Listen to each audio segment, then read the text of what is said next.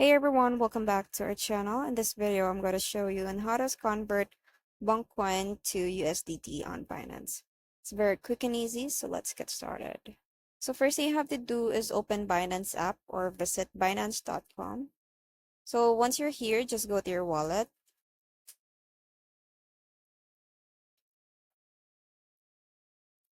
and then tap on swap.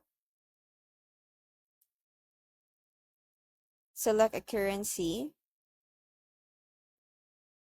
So since I have no assets available, it's not going to show here, but what you're going to search here is Dodge. So this is what you're going to search on select a currency section, Dodge.